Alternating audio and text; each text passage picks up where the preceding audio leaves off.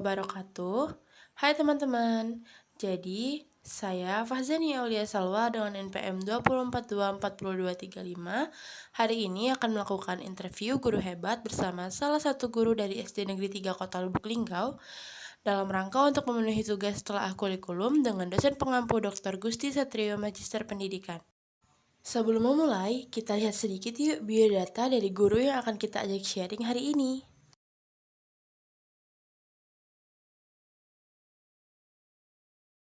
Mau tanya nih Bu, apa yang bisa Ibu bagiin tentang kurikulum Merdeka? Kurikulum Merdeka ya.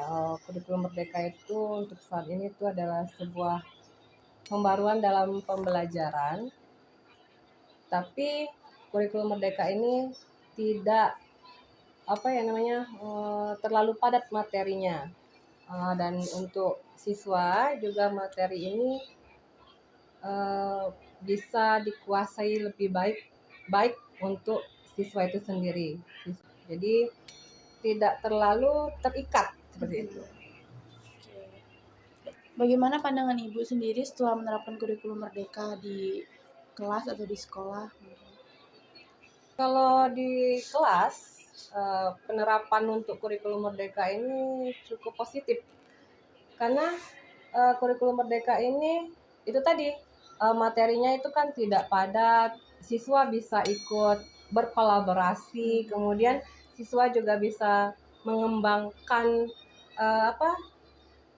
berpikir mereka untuk bagaimana belajar, bagaimana mereka melakukan pembelajaran itu seperti itu. Jadi di lingkup itu sangat positif dan siswa juga itu bisa berinovatif dan kreatif seperti itu. Apa sih perbedaan yang Ibu rasain dari kurikulum sebelumnya terus beralih ke kurikulum Merdeka ini?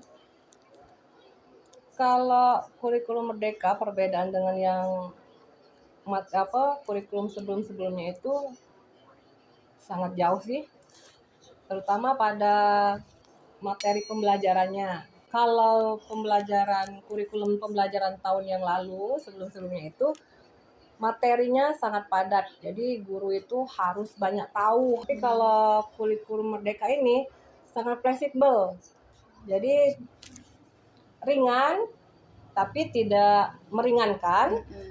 Terus materinya itu berpusat pada siswa, tidak terlalu berat lah ya bagi guru, jadi mudah dipahami.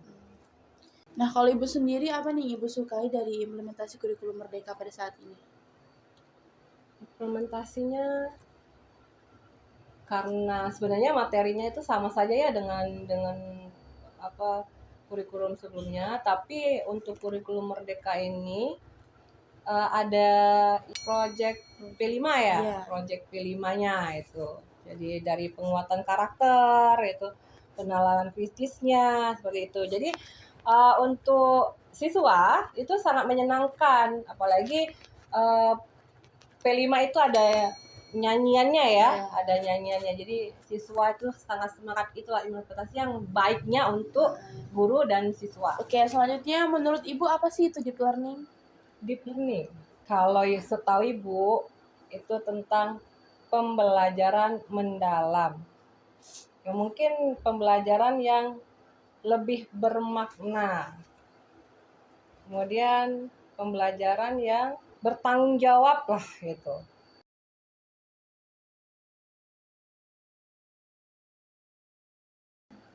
Nah, sekarang ini kan kita familiar banget nih Bu sama 7 kebiasaan anak Indonesia hebat. Menurut Ibu, apa sih 7 kebiasaan anak Indonesia hebat itu? 7 kebiasaan anak Indonesia hebat. Itu sebenarnya pengembangan dari yang P5 di kurikulum Merdeka.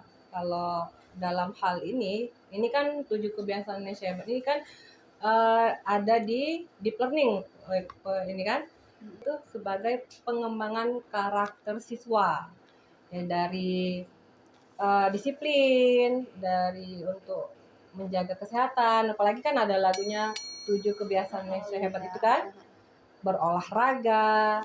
Intinya untuk membangun karakter siswa itu agar siap dalam menghadapi tantangan ke depan. Ibu terlibat nggak sih di suatu organisasi belajar atau komunitas belajar gitu?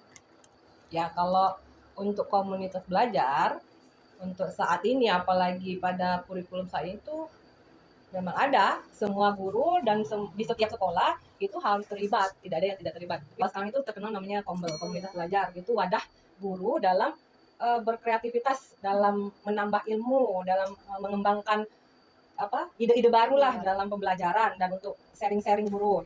Nah, kalau nama Kombel di sekolah ibu sendiri apa namanya? Kejar kita. Apa tuh, Bu? Kepanjangannya itu kelompok belajar.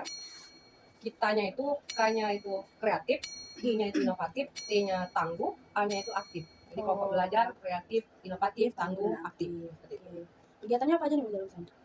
Kegiatannya tuh kalau dalam 1 bulan itu ada 2 kali kadang kami itu pertemuan dalam sharing pembelajaran. Seperti itu kegiatannya memang karena itu merupakan wadah. Jadi yang namanya wadah tempat sharing. Jadi guru-guru yang senior itu kan banyak tidak tahu apa perkembangan kurikulum yang terbaru. Jadi memang itu kegiatan rutin untuk sekalian kita memahami dan saling mengajari yang guru-guru senior. Kalau menurut ibu sendiri, seberapa penting sih bagi seorang guru itu untuk membaca? Yang namanya membaca itu ya sangat penting bagi guru, sangat-sangat penting. Guru itu kan sebelum mengajarkan ke siswa, dia membaca dulu. Membaca materi apa nih hari ini. Baru tahu membaca, baru dia bisa dapat menyampaikan materi itu ke siswa.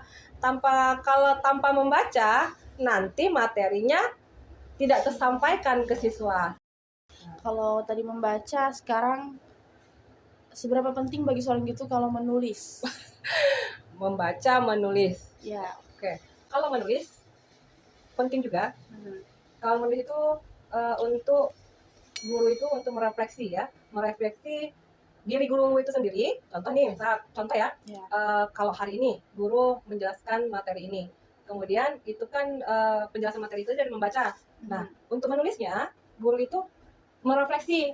Oh, tadi saya mengajarkan ini salah, jadi diperbaiki. Jadi dalam perbaikan itulah guru menulis kesalahan apa, seperti itu, merefleksi dirinya agar nanti dapat memperbaiki kesalahan seperti itu. Kemudian dengan menulis juga guru bisa mengembangkan ide-ide.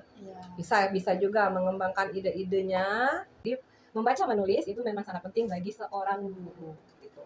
Kalau selain di lingkup kelas atau sekolah nih, Ibu pernah nggak ikut latihan menulis di luar atau semacamnya? Pernah. Kemarin pernah ikut pelatihan menulis esai.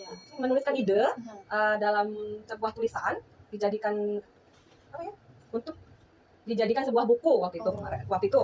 Pelatihan seperti pelatihan esai, menulis esai. Oke, terus kira-kira ada nggak pengalaman mengajar Ibu yang sudah Ibu lalui, terus Ibu bisa sampaikan kepada kami? Sangat banyak kalau untuk pengalaman mengajar ya. Kalau pengalaman belajar itu sangat banyak.